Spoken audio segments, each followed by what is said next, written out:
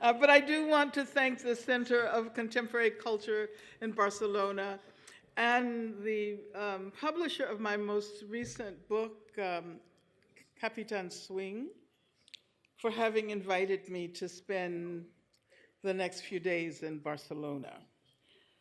I had no idea when I accepted this invitation many months ago that Catalonian elections would spark the debates and the mass demonstrations. I arrived yesterday evening and caught the tail end of the demonstration that happened yesterday, but we won't talk about that. But I'm glad to say that I'm here as a witness during a pivotal moment in the history of Catalonia, where people are speaking out about the democratic right to self-determination. And it's interesting, the last time I visited this region, I was in Bilbao and San Sebastian and Biarritz in connection with a conference on political prisoners, and in particular, a campaign to free Arnaldo Ortegui. And so it's quite interesting that my last visit was to the Basque Country. Now I'm in Catalan.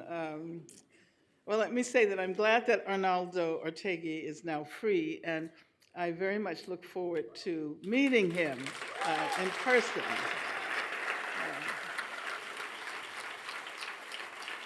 I actually went to Bilbao with the intention of visiting him in prison, and I only made it to the gates of the prison. They would not allow me to come in. And I noticed that he wrote a preface to my autobiography that was also published. I didn't know that. I just saw someone with a copy a short time ago.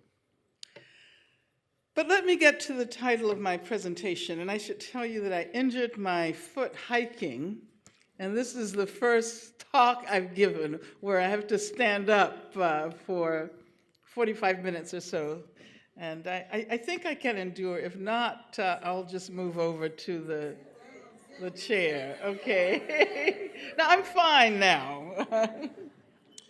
The title of my presentation this evening, I was actually asked to talk about this topic, Revolution Today.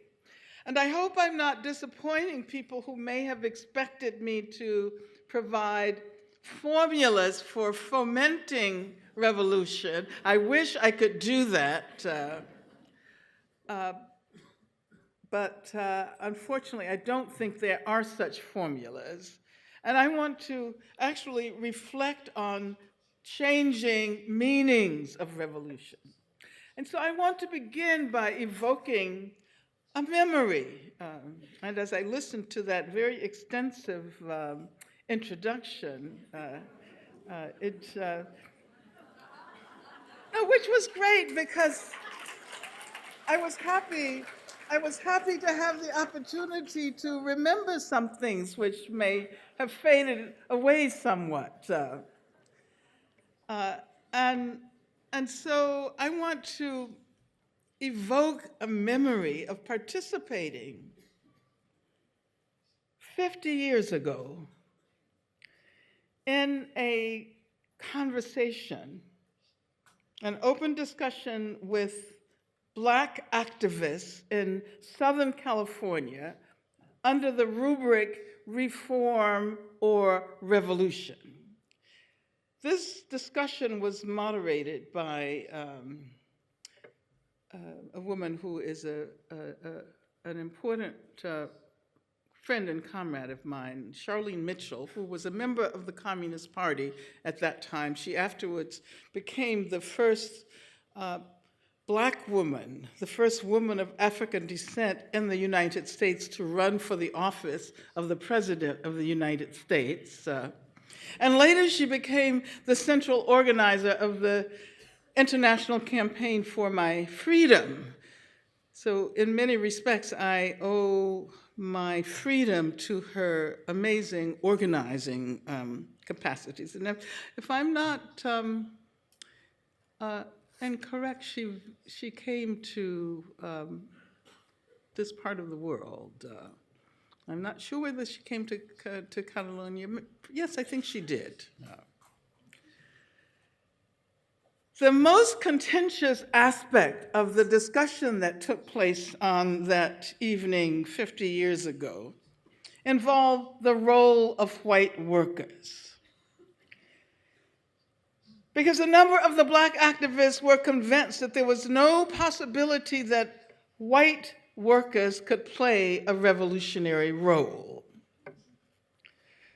The Black communists who were there, and I was not yet a member of the Communist Party, they argued that if we could not envision a broader working class movement that had the capacity to cross racial borders, we would only ever achieve reform, not revolution. In other words, we might be able to win some victories in the arena of civil rights, but we would not be capable of overturning the structures of capitalism. I should tell you that my political circles during that period consisted of activists and intellectuals who were convinced that we were on the verge of changing the world. And of course, we read Marx and Lenin, and we revered figures like Che Guevara, and Che Guevara's, the 50th anniversary of his death was yesterday. There was a massive celebration in Santa Clara in Cuba. We revered Fidel Castro, Amilcar Cabral, Ho Chi Minh, and we identified with the Palestinian struggle. Yes, 50 years ago. We challenged narrow Black nationalists whose theories and practices were adamantly anti-racist, but because of a myopic focus on race, their ideas were also ensconced in the unexamined terrain of capitalism.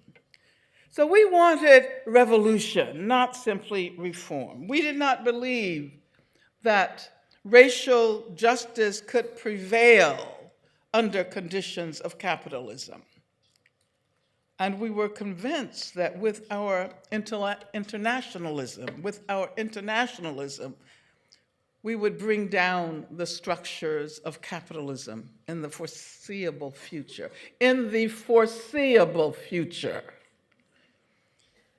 During that period, no one could have persuaded us that revolution was not forthcoming. We read, we theorized, we organized, we struggled with the kind of intensity that emanates from the conviction that revolution is on the horizon. We wanted socialism, and we wanted racial justice, and we were convinced that we could achieve these goals. Let me say parenthetically that we had not yet learned how to incorporate gender or sexuality or a range of other issues in our analysis. But looking back on that era, I can say that I am extremely happy that I had the opportunity to experience that palpable certainty that a radical change was about to happen, even if we turned out to be wrong. And of course, you already know the outcome. The revolution didn't come. The revolution we were fighting for never really materialized in the way we had conceptualized it. But in the very process of fighting this unsuccessful revolution, and in one sense, very unsuccessful in the sense that capitalism would become more powerful than ever. In the process of fighting that unsuccessful revolution, we learn crucial lessons about the process of revolutionary change. And I think we help to produce changes that have in many ways revolutionized the way we think about human relations and the planet we collectively inhabit. We did not achieve socialism in the world, but we did discover how much more profound and complicated revolutionary processes need to be. And in the process of these struggles, questions emerged, many questions that helped to spawn new academic fields and new movements, but perhaps most importantly of all, new questions. First of all, the question regarding the relationship between racism and capitalism. Later, in the early 80s, I read a book entitled Black Marxism. Is anybody familiar with that book by Cedric Robinson? Somebody said yes? Heard of it, haven't read it. Heard of it, haven't read it. Okay. Well, it was a very enlightening text. It's a very enlightening text for me to read, because I came to understand that if we assume the unquestioned centrality of the West, its economic, philosophical, and cultural development, then the economic modes, the intellectual histories, the religions and cultures associated with Africa, Asia, and indigenous people will never be acknowledged as significant dimensions of humanity. The very concept of humanity will always conceal an eternal and internal clandestine racialization, forever foreclosing possibilities of racial equality. And needless to say, Marxism, and I am very happy to have been introduced at a very early age to Marxist ideas. I think I read the Communist Manifesto when I was in high school in New York, but I'm going to correct the introduction to point out that my first contact with communists, and this actually substantiates the point you made about experience. My first contact with communists came when I was a very young child, because Black communists had moved to Birmingham, Alabama, in order to organize both Black and white workers. This is during the period of the late 30s and early 40s. And some of my parents' closest friends were members of the Communist Party. And by the age of 6, I had learned that you never talk to the FBI. And as a matter of fact, when I was arrested, I did not talk to the FBI. I kept hearing my mother's and other voices in my head, don't say a word to the FBI. But anyway,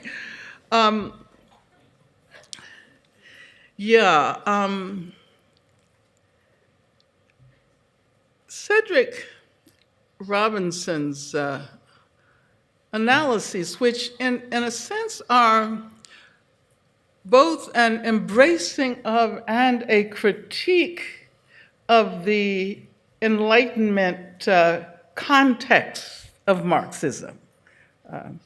It revealed new ways of thinking and acting precisely through encounters between Marxism and Black intellectuals and activists who helped to constitute what Robinson called, and others such as Robin Kelly and many others have called, the Black radical tradition.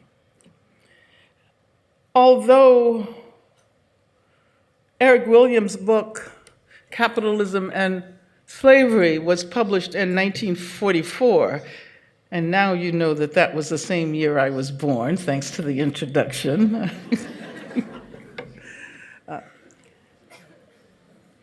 The text, Capitalism and Slavery, was pretty much marginalized. And as a result, scholarly efforts exploring the relationship between racism and capitalism have remained relatively marginal, which is very bizarre, since capitalism would not exist without slavery, without colonization. And while it is important to acknowledge the pivotal role slavery and colonization played in the historical consolidation of capitalism, more recent developments linked to global capitalism cannot be adequately comprehended if the racial dimension of capitalism is ignored.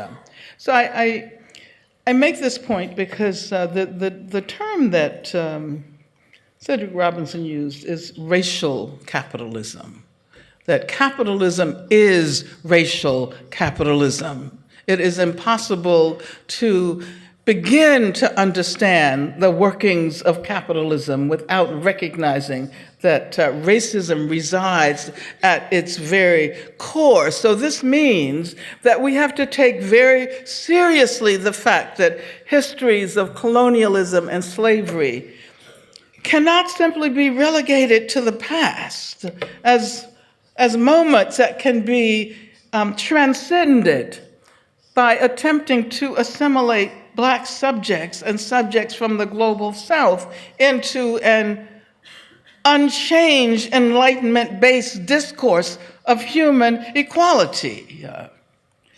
And this, of course, is what we have experienced. This is the perennial problem in the US.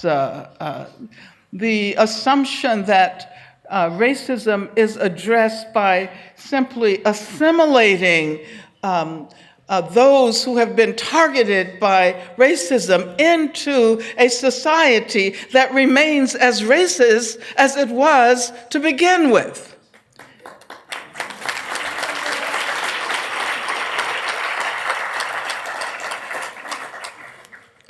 The racism underlying these histories of colonialism and slavery are now asserting themselves with a vengeance.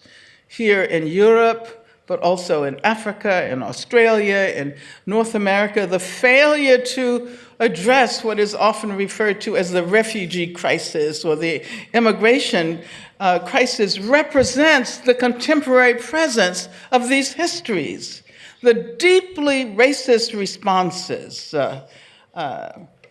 from failures to admit refugees by European countries to the overt Islamophobic attacks by the Trump administration, and I promised myself I wouldn't talk too much about Donald Trump because we might end up overspending our time here. But I have to point out that the threat to build a wall to prevent Mexicans and Central Americans from entering the US, which of course replicates the apartheid wall in Palestine. Let us not forget that. This constitutes an effort to ignore the contemporary consequences of those histories of colonialism.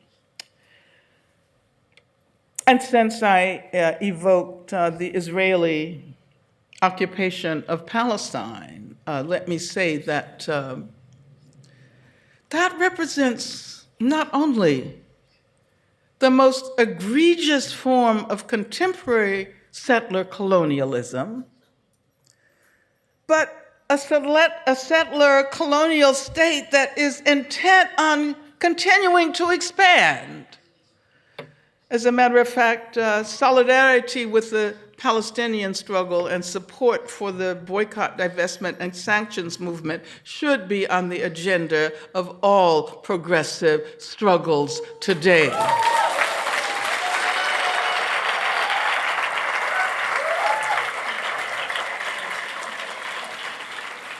You know, someone told me that Sahar Francis might be, Sahar Francis is the leader of the Palestinian organization Adamir, supporting political prisoners, and I want to personally acknowledge the extremely important work that you have done. Thank you so much for your work.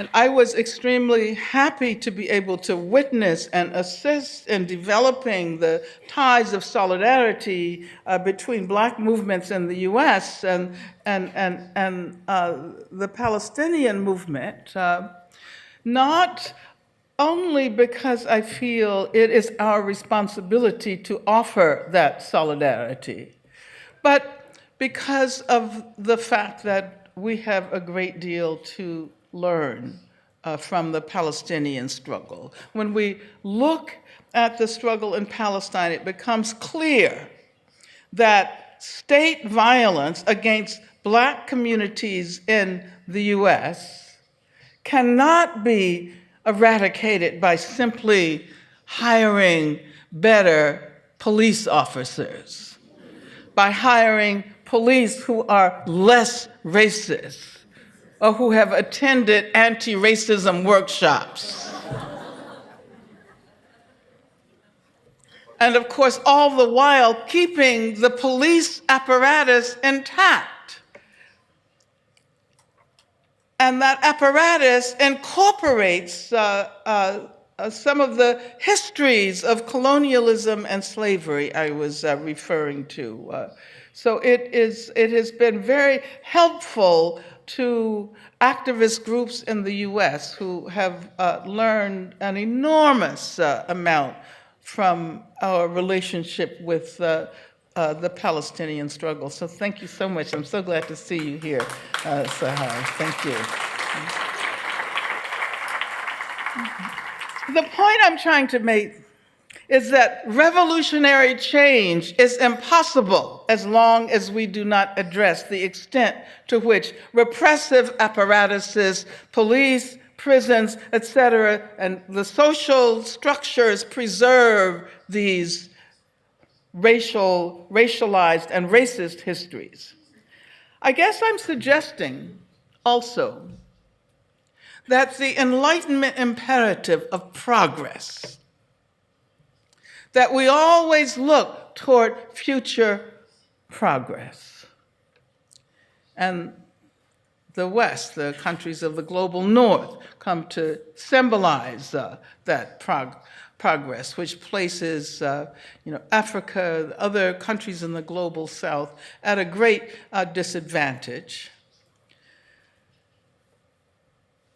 But if we assent to that imperative of always looking toward future progress, it prevents us from seriously engaging with the past. I think about white people in the US who try to excuse themselves from responsibility for the continued reproduction of racist structures and discourses by saying, "But I never owned slaves," or "I never attacked Native Americans," or "I never joined the Ku Klux Klan." This simplistic, neoliberal, individualistic notion of responsibility that denies the impact of history is precisely the reason why so many historical conjunctures in the US have been defined by racial explosions. In the US, and you can draw your own conclusions about the situation in Europe, but I can say that I have experienced on many occasions efforts on the part of white people in Europe to point elsewhere as the site of racism, that the US has been the site of racism, and South Africa has been the site of racism, but failing to examine and critically engage with racism within their own backyards. And I say this because, I can remember when, and I'm going off script here, if that's okay. I can remember when I traveled in Europe to thank people for the amazing organizing that was done around the demand for my freedom. I know that I would not be free today had it not been for the millions of people throughout the continent of Europe who stood up and said no to racism and repression in the US. And I am deeply thankful to every person who was involved in that movement. And at the same time, I can say that I was very disappointed when many of the same people were reluctant to engage in conversations about immigrants way back when.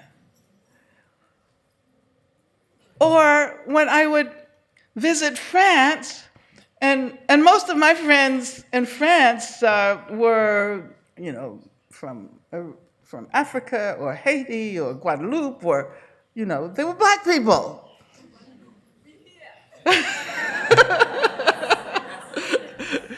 But then I would hear France being referred to as a white country, as if Black people and what we call people of color in the US did not exist.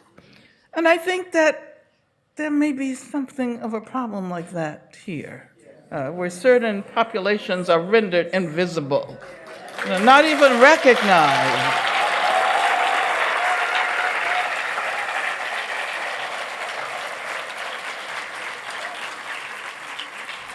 And you see where we are in the US. We have never seriously considered the irreparable damage done by the enslavement of African-descended people and the genocidal colonization of indigenous people. When attempts to spur popular engagement with these histories are made, then Black subjects and indigenous subjects are represented largely as the objects of unending violence, and thus, in a process that is explicitly designed to rehabilitate them, are further dehumanized and transformed into humans for whom pity is supposed to be experienced, but with whom otherwise no essential connection is allowed. And of course, I could pose the same question here in Catalonia. Have you begun to address the lasting effects of colonization?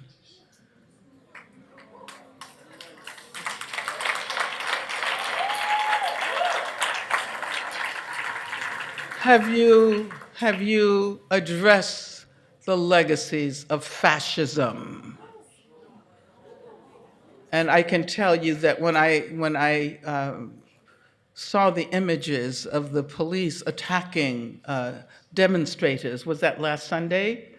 That was the first thing that came to my mind, because I'm a person who was very much informed by solidarity with the movement against Franco.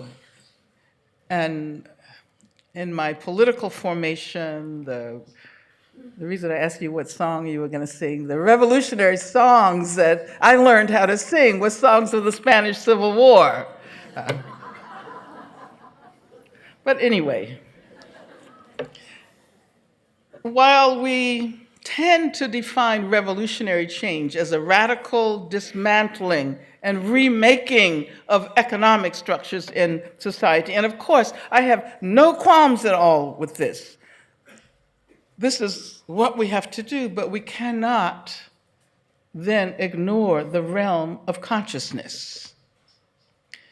Over the last 3 years in the US, the Black Lives Matter movement has served as a catalyst for radically different ways of understanding racism in US society and beyond. And I can tell you that I am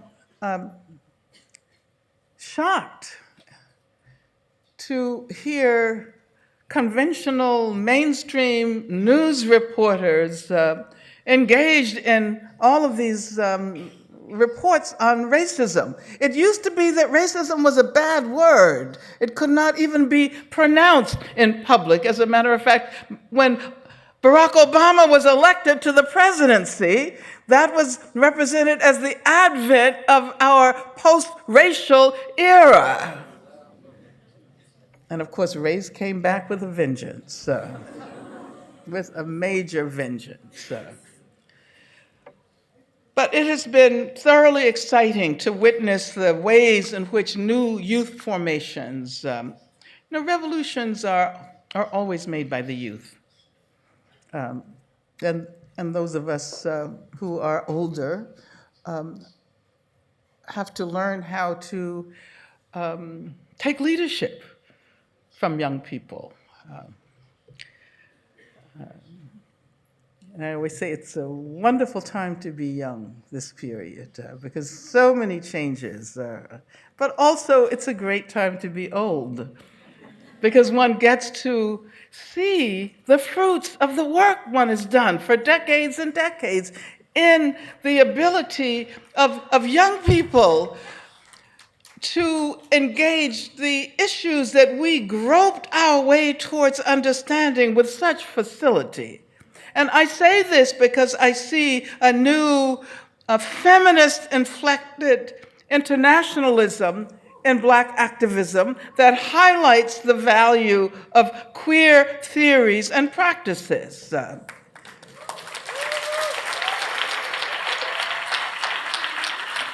And I also see a structure of leadership which challenges the conventional masculinist, individualistic, charismatic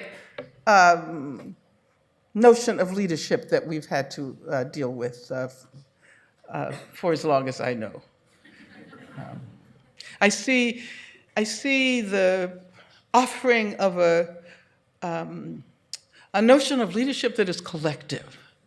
And so when one looks at the organization, the network Black Lives Matter, there are 3 Black women who are the co-leaders of that movement.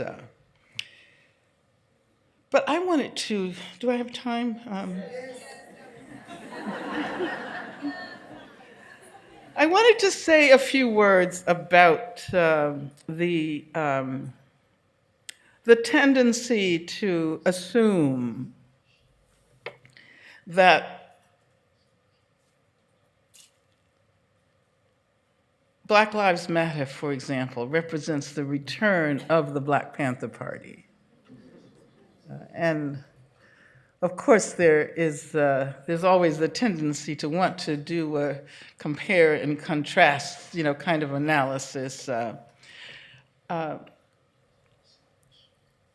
But if one considers the relationship between the Black Panther Party, which celebrated its 50th anniversary in 2016, is that right?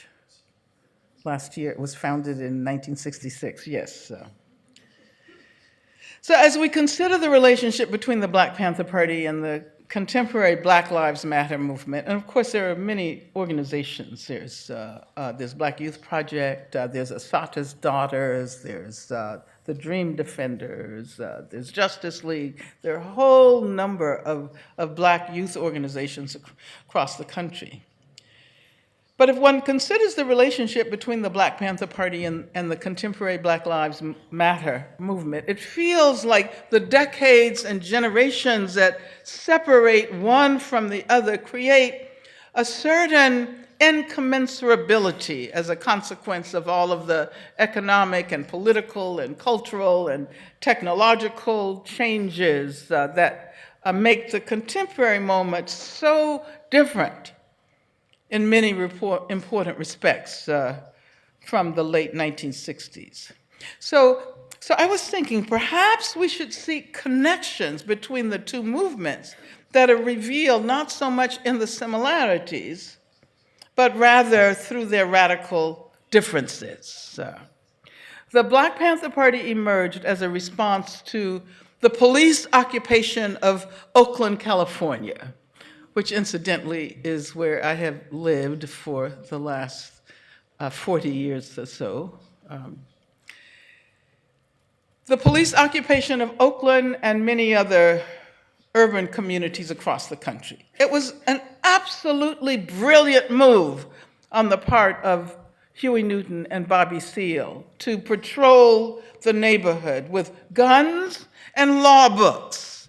The gun representing resistance and the law book representing democratic rights. So you know that story, right? About what they did. They simply would go up to the police who would be arresting someone, and they'd ask the people with the law book, are you aware of your rights? And the gun, which at that point was legal, it is not now legal to carry a weapon in public in California, as it is in Texas and Kansas and many other places, but that's another question. And you know about the problems we have with gun violence. And so basically what they did was to police the police. They policed the police. They patrolled the police. And at the same time, this strategy, it was admittedly also inspired by the emergence of guerrilla struggles in Cuba, liberation struggles in Southern Africa and in the Middle East, and by the successful resistance offered by the National Liberation Front in Vietnam. But in retrospect, this strategy, which was so brilliant and led to the expansion of the Black Panther Party, not only all over the country, but all over the world. But in retrospect, it reflected a failure to recognize, as Audre Lorde put it, that the master's tools will never dismantle the master's house. In other words, the use of guns, even primarily as symbols of resistance, conveyed the message that the police could be challenged effectively by relying on explicitly policing strategies. And I'm being self-critical here in these reflections on our time 50 years ago. Black Lives Matter, which initially emerged in the aftermath of the hashtag emerged in the aftermath of the killing of Trayvon Martin. And then in Ferguson, 2014, the protest in Ferguson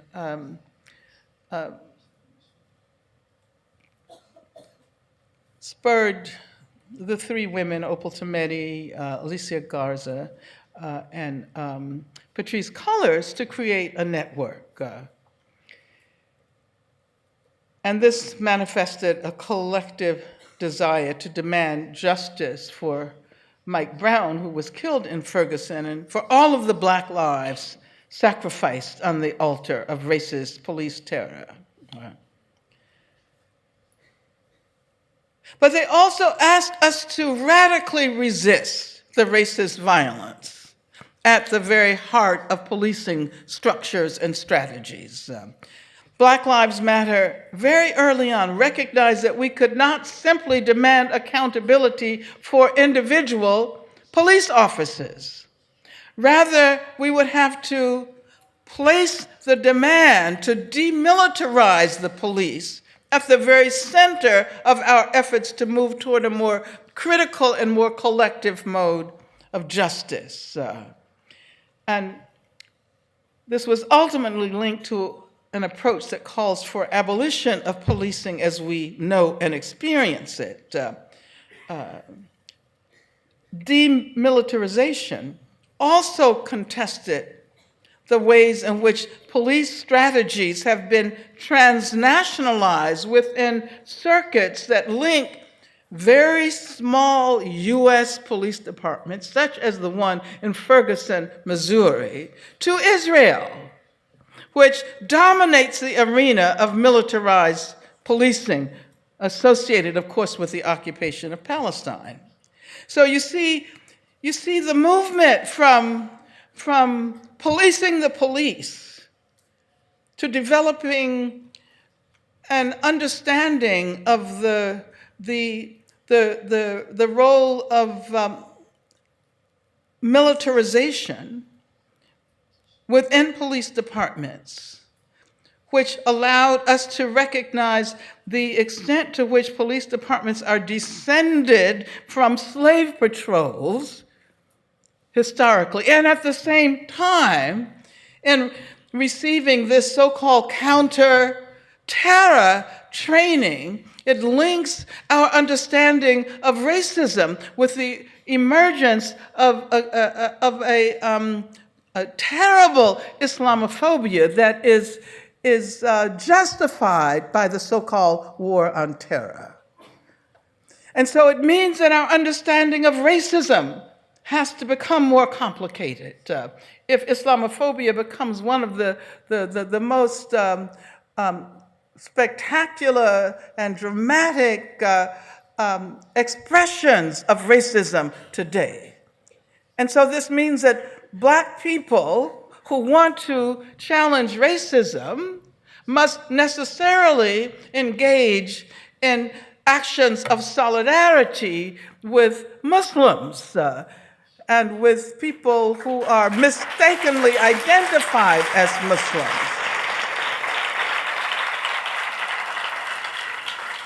So we're talking about revolution, right? And I'm trying to suggest that the way we understand our worlds makes a difference. And I haven't,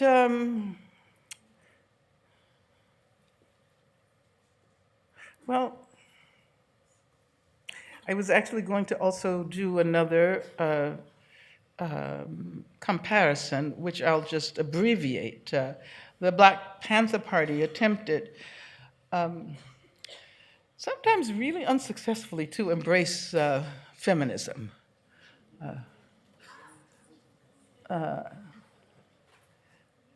And perhaps it was a sign of the era.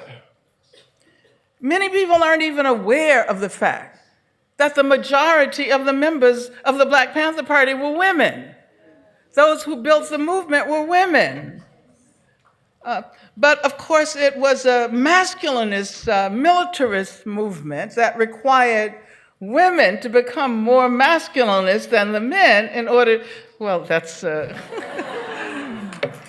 but,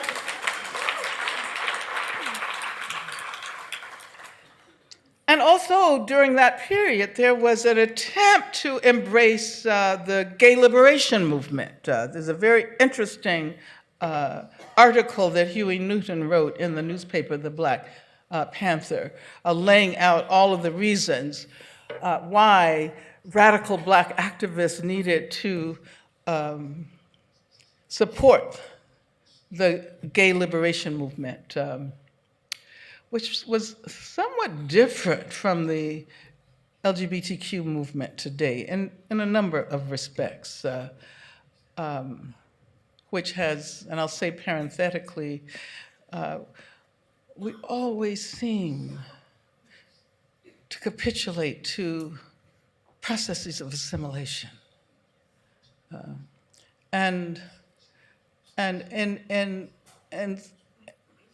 supporting ardently LGBTQ issues, I also have to say that the emergence of marriage equality as the central demand represents an assimilationist effort. The gay liberation movement at that time was critical of the capitalist structures of marriage and the nuclear family. And I always ask myself, why is it not possible to make demands for civil rights, such as marriage equality, but at the same time point out that this is not the path to liberation? That, as a matter of fact, it's an oppressive institution based on property distribution and inheritance.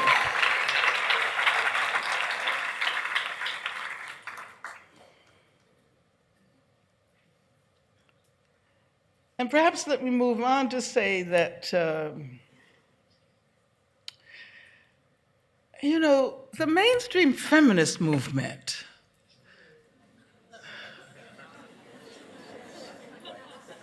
has made serious mistakes.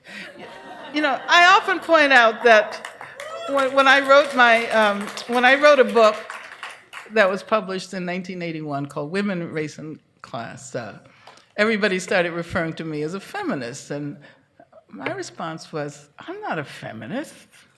I'm a Black revolutionary. Because I didn't see how the two had anything to do with each other. But I realized that I was talking about a certain kind of feminism, a bourgeois feminism, a feminism that is still, unfortunately, white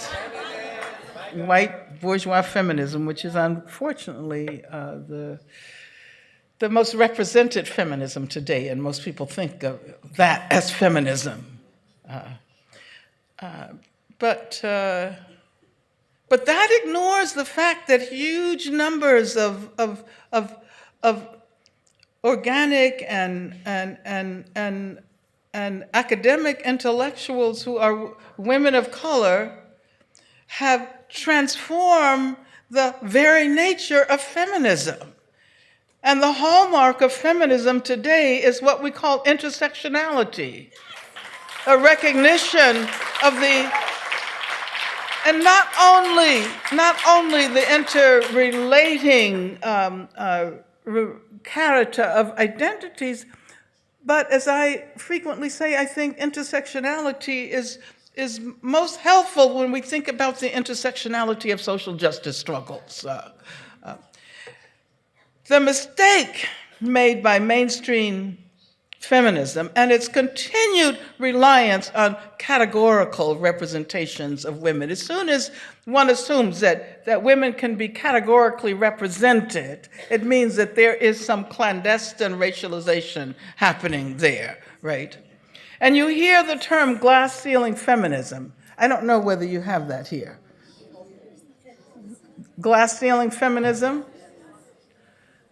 This is what Hillary Clinton represented. But glass ceiling feminism is represented, it's grounded from the very outset in hierarchies.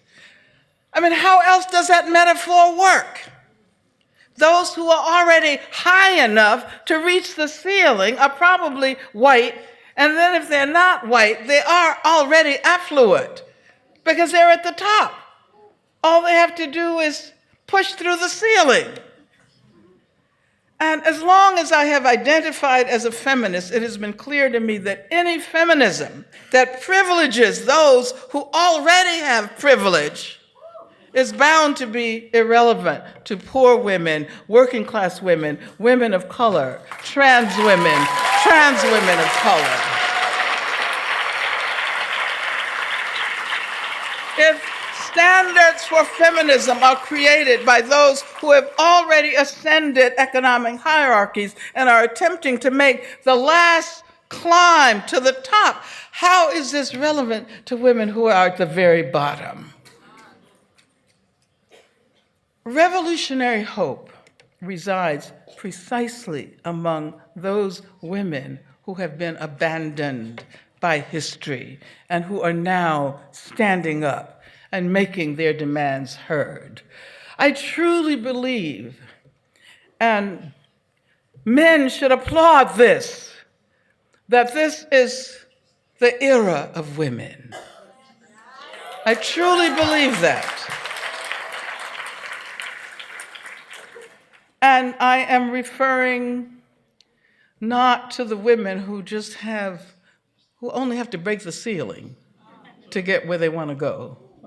But I'm referring to the women at the very bottom, poor women, Black women, Muslim women, indigenous women, queer women, trans women. As a matter of fact, trans women of color have been most despised, most subject to state violence, most subject to individual violence. And so it seems to me that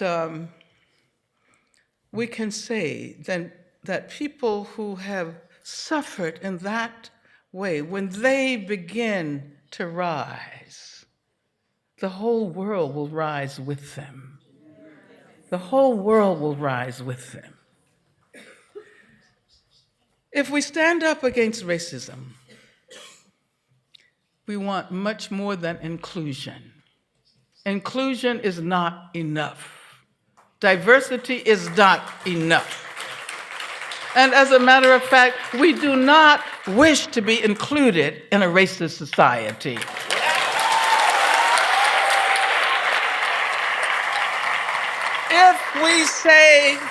If we say no to heteropatriarchy, then we do not want to be assimilated into a misogynist and heteropatriarchal society. If we say no to poverty, we do not want to be contained by a capitalist structure that values profits more than human beings.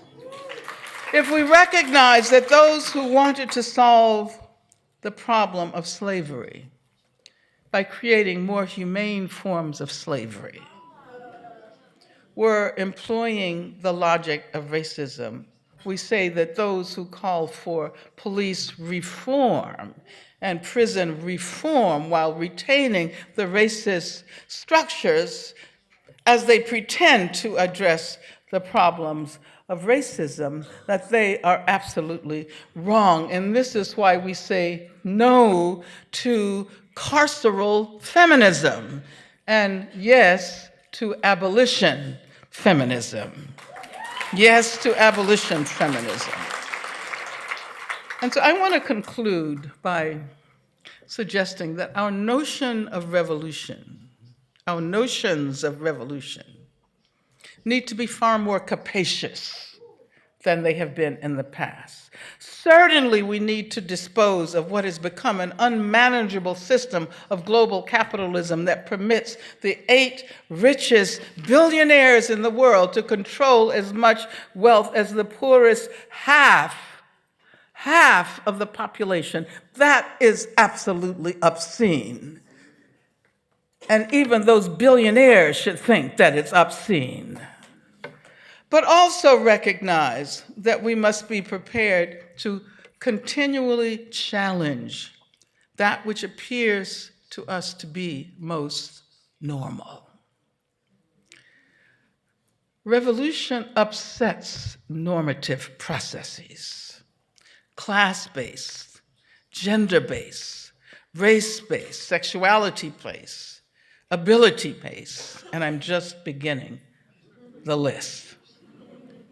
And in this sense, there will always be revolutions looming in the future. Thank you very much.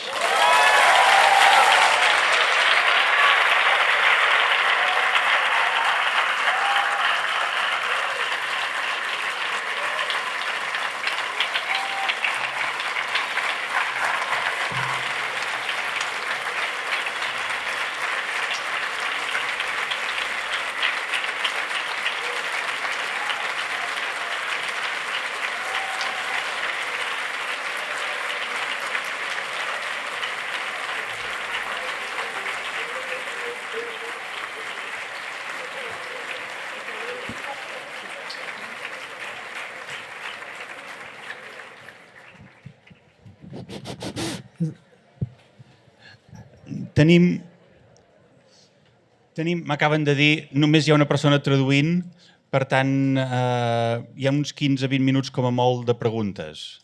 15-20 minutes for questions. So I beg you, please, just a question per person, and a clear and brief question. Okay. So.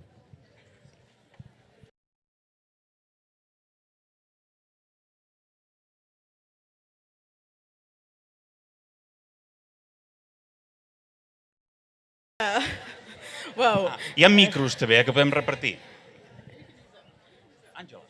I can. Okay.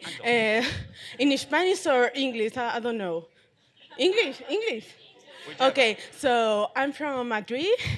I'm from Afrofeminist collective in Madrid. We are all young. F5 is our name. And we want to ask you, because we are so young and we're still fighting, but it's so hard for us to wake up every morning to fight against not just patriarchy, white women, black men in our community that aren't helping us. How do you do to wake up after all these years of still fighting?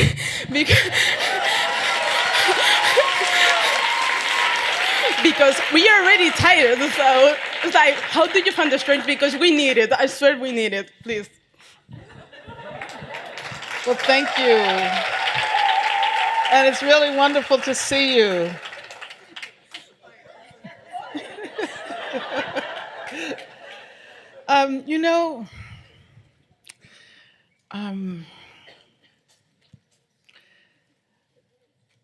For me, I could never have not engaged in struggle. And I think early on, I began to realize, especially after the experience of not winning the revolution we thought we were going to win, that it would have to be a lifetime of struggle. And when one imagines that one is going to devote one's lifetime to struggle, it's not that the intensity wanes, because the intensity doesn't wane. But it's a recognition that you also have to learn how to take care of yourself in the process. And so, sometimes I get tired. Everybody gets tired. But I know how to make myself okay again. I know how to meditate. I practice yoga. I hike.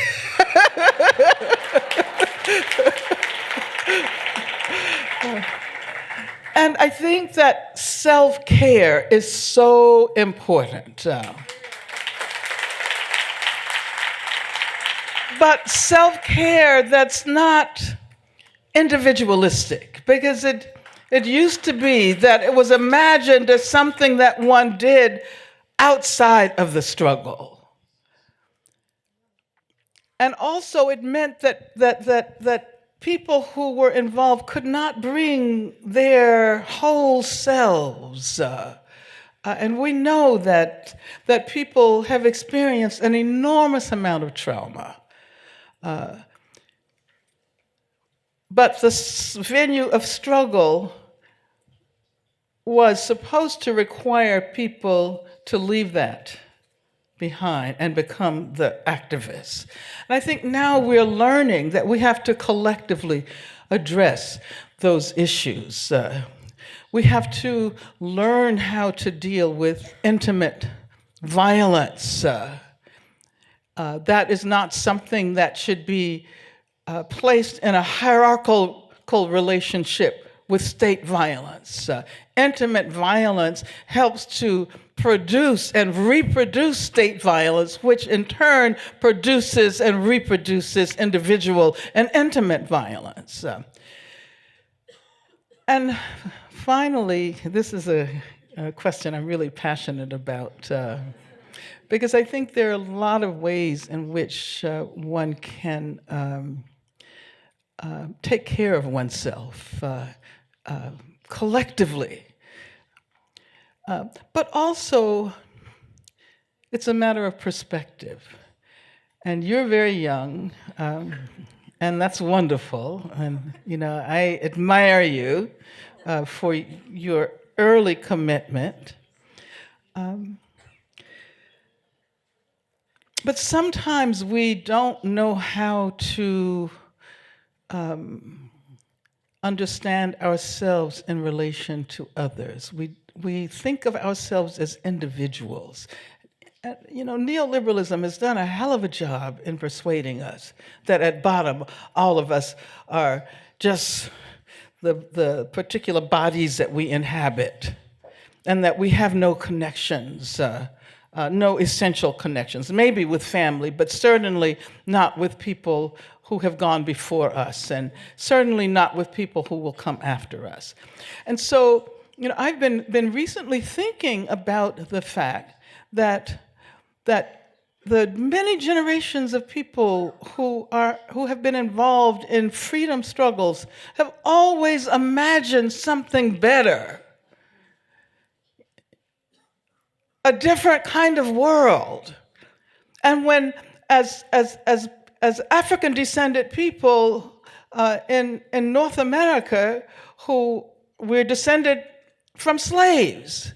And so we have to think that those who were struggling against slavery had a collective imagination of a better time, a better place. And we are the ones who represent that imagination. We, in that sense, are the materialization of their imaginations. So that means that we have this essential link. This is why I think indigenous cosmologies in Brazil, for example, candomblé, in terms of African-based religions, play an important role in helping us to create spiritual relationships and connections with people who have gone before us and people who will come after us. And so I can pretty much, well, no, I shouldn't say I'm pretty certain that the revolution is not going to happen in my lifetime, because one never knows when a particular, conjuncture, historical conjuncture emerges and things can radically change. But even if I do not get to experience the change that I want, I can pretty much be sure that someone else will experience it. And that even though they may not be familiar with me personally, I know that the work that I have done will help to create a new world, and that there will be human beings with whom I am now spiritually connected who will benefit from that. And so that's what allows me to continue to do the work.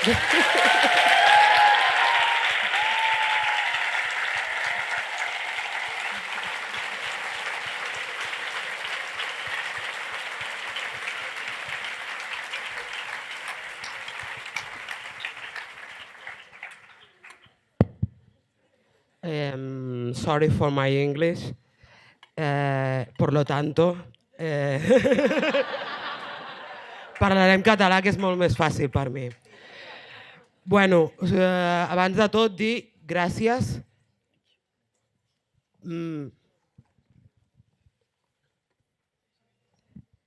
Abans de tot, gràcies per tindre-la aquí, per sentir-la, per veure-la. No sabria com explicar, com aquella noia, la meva emoció, com estaré dintre d'un mes i dintre d'unes setmanes encara estaré boja per veure-la davant meva.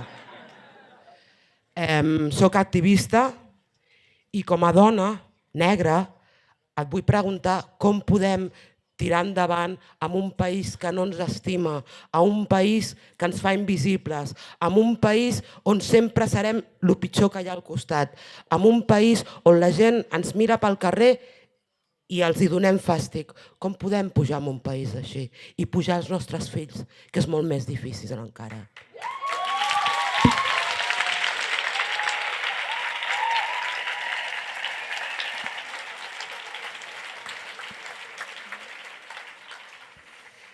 Yeah. I mean, this is the terrible work that racism does. This is the work that racism does. And what is sometimes so frustrating is that people who become the agents of racism are not even aware of what they're doing. They're not even aware of the way in which they invisibilize people who don't look like them.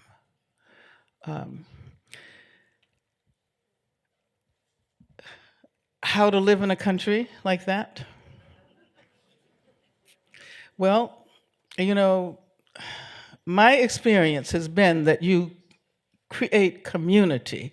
I was really fortunate to go to, I was very fortunate to go to a segregated school. When I was growing up, when I was a child, I lived in the most segregated city in the United States. It was called the Johannesburg of the South, Birmingham, Alabama. But our teachers, well, for one thing, whenever we sang the national anthem, and you've heard about all of the NFL and the national anthem, we also sang the Black national anthem. And I was so fortunate to have teachers who taught us that we were not who white people assumed we were.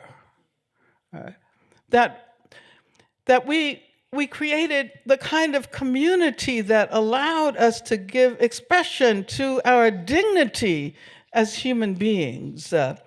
And I think struggle helps, because rather than turn inward, rather than internalize all of that racism, if it's possible to find ways to stand up and fight it.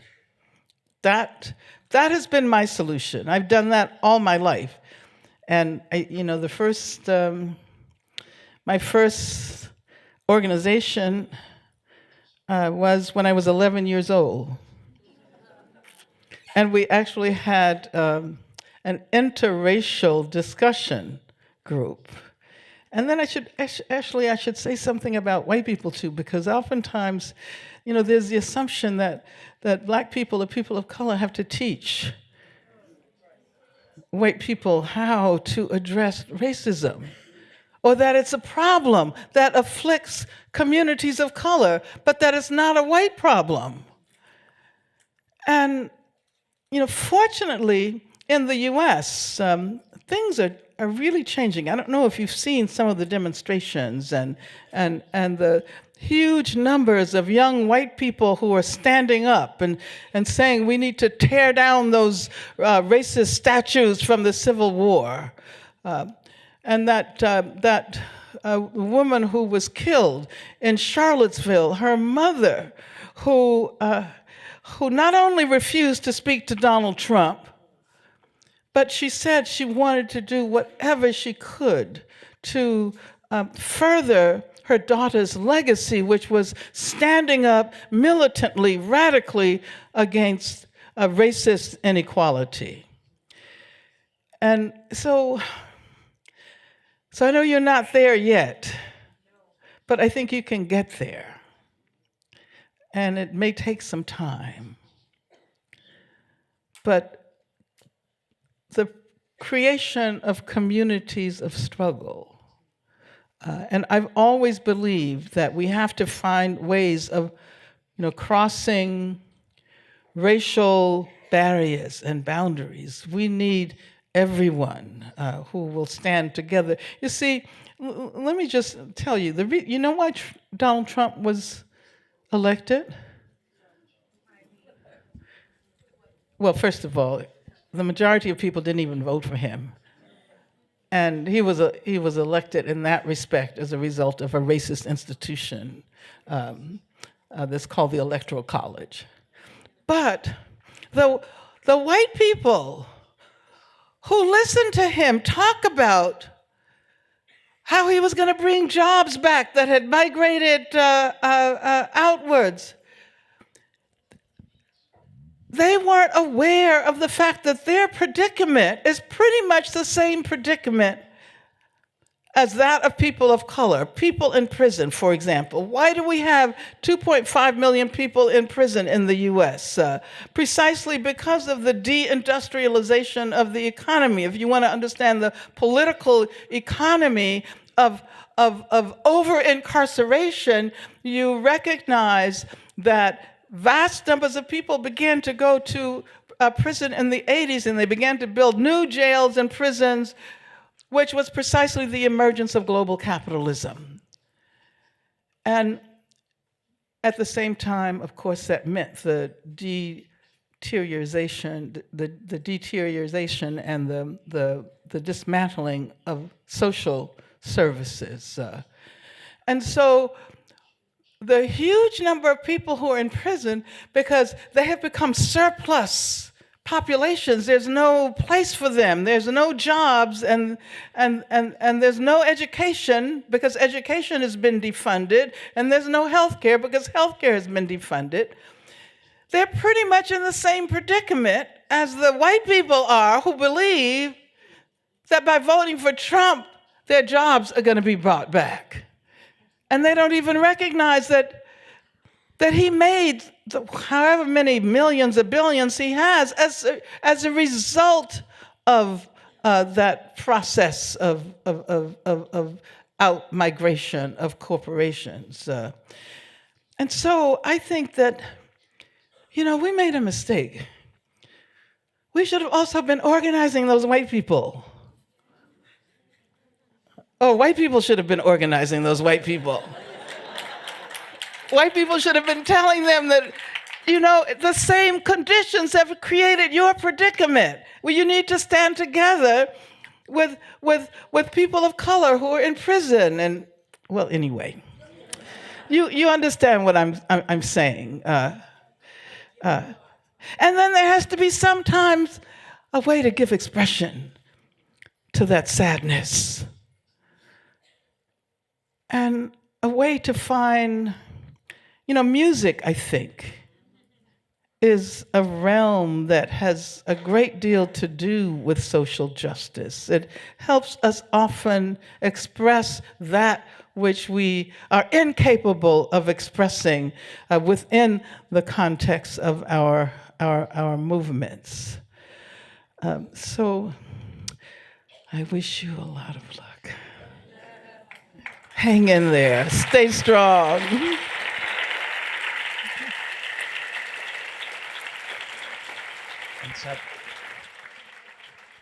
Hola. Correct me if I'm wrong. This wasn't said on the introduction, but I think back in 1997 you came out. I don't know if I'm right or not, but I just wanted you to give us your point of view on the what do you think about the LGBTQ Black community? Do you think that there is still a need for that revolution today in order to gain visibility or respect to the same level as the LGBT community or any other community? What do you think Well, about? absolutely. And I think when I said that revolutions are far more complicated than they appear to be, and they're often represented as only as a shift in the apparatuses or the structures. At the same time, we have to address collective consciousness and the impact of ideology. And certainly, the impact of homophobia, transphobia on Black communities has been as great as it has been on any other community. I mean, I do take exception to those who try to create the impression that Black communities are more homophobic, when one can also discover, one can discover examples of organizing leading to very important consequences. I'm thinking of work that I did in Louisville, Kentucky. I don't know if anybody's heard of Louisville, Kentucky. It's like, if you've heard of Louisville, you think of in Kentucky, you think of the horse races, right? But some years ago, there was this very, very important coalition between the Black community and the LGBT community around issues of fairness. And so for a while, on every Sunday, most Black ministers in Louisville, Kentucky, did sermons against homophobia. I mean, the point that I'm making is that organizing can make a difference. And I don't know whether it makes sense to simply, this is why even when I talk about trying to dismantle white racism, it makes no sense to just complain about it if you haven't tried to change it. If you haven't done the organizing. Now, if you've done the organizing and there are people who still won't change, then later for them, they've missed the boat. But I think that that recently, especially with the emergence of very important Black trans figures and leaders, we're seeing significant changes. And I say that the work that I do primarily, and I actually didn't get to talk a lot about prisons. That's my passion, and that's the work that I do. But there wasn't time to talk about the abolition movement. But I often point out that our movement owes a great deal to trans prisoners and trans activists, not only in terms of the knowledge that trans women of color, Black trans women, are the most consistently despised, and they're made into targets of state violence and intimate violence and other forms of individual violence. But that we also came to recognize how central that struggle was to the prison abolition movement. Because the prison apparatus itself is also a gendering apparatus. When we begin to recognize how the male prisons, female prisons, I guess you have the kind of binary gender prisons here in Catalonia, and yeah, you don't. And that does ideological work. That does ideological work with respect to the larger society. So if we want to understand how that binary gender structure became so stable, it has a great deal to do with prisons. And so that must mean that our abolition movement has to also involve the abolition of gender policing. So you see, I am most interested in those kinds of connections. I'm interested in ways in which movements can be generative with respect to each other. What can be learned from the relationships among, within the LGBTQ movement? The T was left out for a long time. And then there's also an I that sometimes gets, that almost hardly anybody talks about intersex, right? So, yeah, it's a long struggle. Freedom is a constant struggle. Freedom is a constant struggle, but I think we have to be open to recognizing the deep intersectionality of struggles. And so my work with LGBTQ movements and issues has been within that intersectional framework, as has my work against racism, as has my work against misogyny. I don't know, I kind of grew up, I think, wanting to make connections and studied critical theory, and that helped me further. And I'm still doing it today. I'm still trying to learn. So thank you. Thank you so much. Em diuen...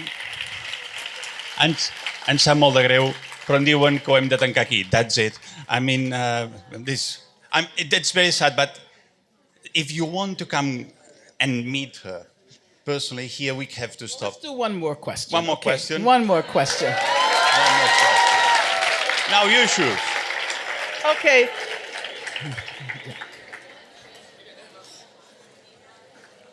Okay, just come up and I'll give you my microphone. Wow. Hi, nice to meet you, Angela. You're going to speak in English? No, I'm going to speak in Catalan. Catalan, okay. Whoa. And then I need translation. Yes. Hola, bueno, bona tarda. Estic molt agraïda al espai CCCB per haver-te portat aquí, també per haver portat a la Chimamanda de Nietzsche fa uns dies. I això, més que una pregunta, és una reflexió que volem fer des de part d'un col·lectiu que som afrodescendents, afrocatalans, negres, que vivim aquí a Catalunya i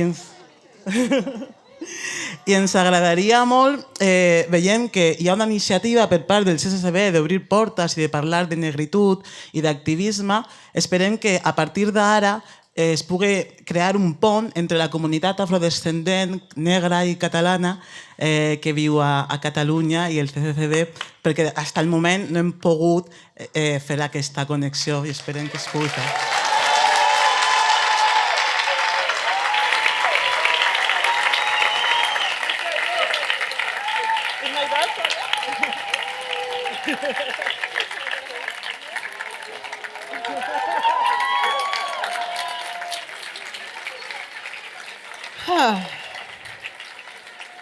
Well, so that is a challenge.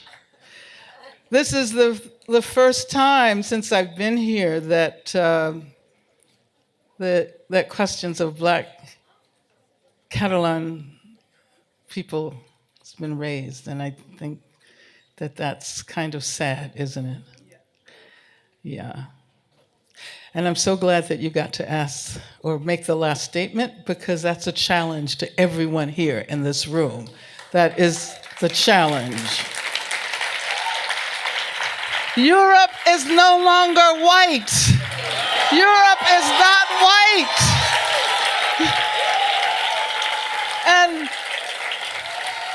And let me say let me make one final point. Because of course I do a lot of speaking and a lot of writing about Black struggles.